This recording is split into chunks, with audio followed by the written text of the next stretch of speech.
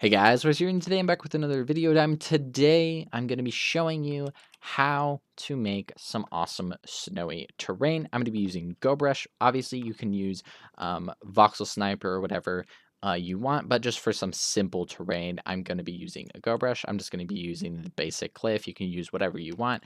I'm going to set my size to 115. Again, does not matter. It could be 130, whatever size you want. And then I'm just going to have some intensity so that I can use a little bit more shape to the terrain. Really doesn't have to be anything special. You're going to have a little bit of a higher peak, maybe a little bit of that, right?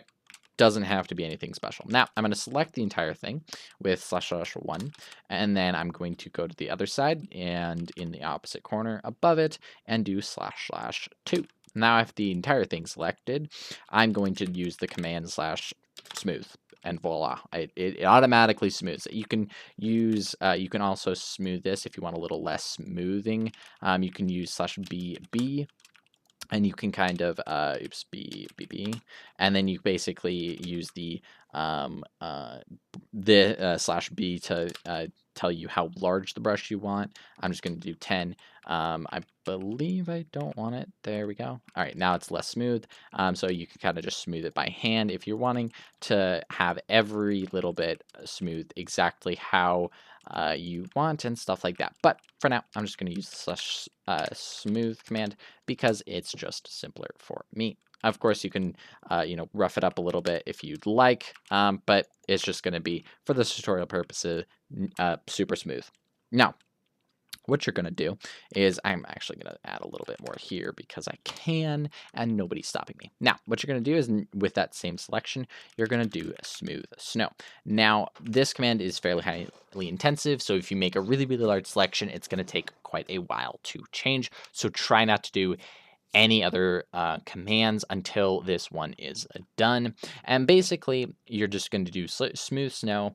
You can see the usage here, but for the most part, you're just going to be using a number. Now, the first one, if you click that, means that you're going to have a ton of snow. It's basically going to cover the entire thing in a very large amount of snow once you see here. Now, it's basically going to be all snow, barely any stone. But if you want less stone, then you're going to kind of jack that number up a little bit to get less snow.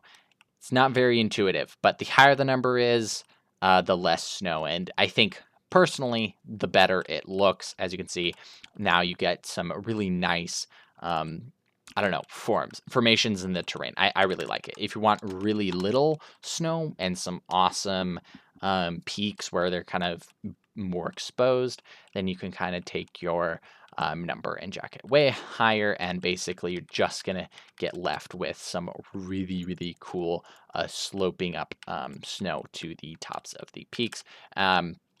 Generally, I go with maybe about a 5 or so. I like having the snow on the top of the peaks. I think it looks really good, but it is really dependent on how you want to do it. But yeah, I generally just do a little bit here and now. Now, what I'm going to do is I'm going to take myself some trees. So I'm going to use the command copy paste with a diamond hoe, and I'm just going to take my tree just like that, and then I'm going to basically paste it around my map. I'm not going to really care about rotating it too much because it's really just administrational purposes. Normally, you would use the /rotate 90 command to get some more variation in your trees, but for the most part, I don't really care. Now, for trees, most trees are not going to have snow on top of them, so you can either, one, just basically add snow by hand, like right here, you can just go get yourself some snow, and you can basically just add a bunch of snow on top of your trees, just like that, and that's fine. It works. But if you're making a really large map and you don't want to do that large process with a high variation of pine trees or whatever, then what you can do is do a simple process with either one. You can just come over here, do that.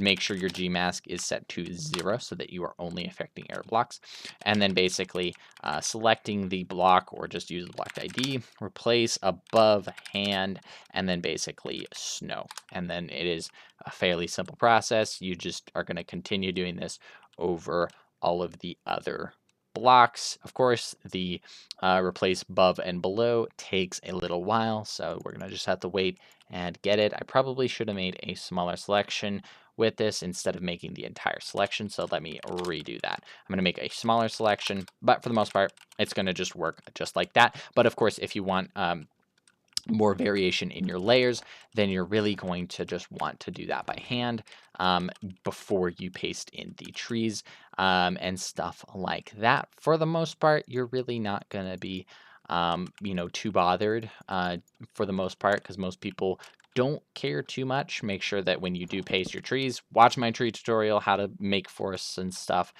so that you can avoid stuff like this. And basically all you just need to do is that when you copy your tree, like so, you make sure that you're pasting. Let's take the Gmask off. When you're copying it, you are copying it one block above. Let me get up here, just show you that again. And then that way, when you actually paste it over snow, then it's just going to go into the snow instead of sitting right above the snow, like you can see here, because this is technically a block, and where you copied it, it's going to place it above the block, so you'd want it to go kind of in. Sometimes you're going to get that.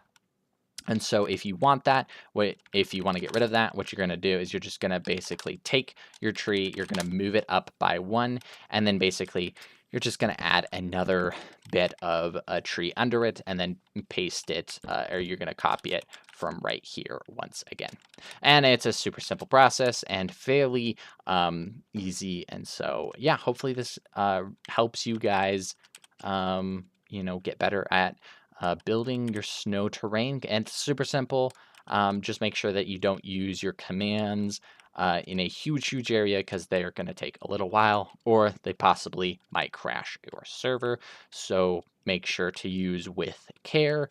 But other than that, hopefully you guys did enjoy this video. I do put a lot of work into my content and giving you content that you have not seen on YouTube before. So anyway, guys, I would really appreciate it if you leave a like, watch these two videos. I have a Discord in the description that has now 113 people in it. If you're watching this from like 2025 and I have 1,000 or 20,000 people in it, that's going to be really weird. But you can be one of those people. Anyway, guys, thank you all so much for watching, and I'll see you later. Peace.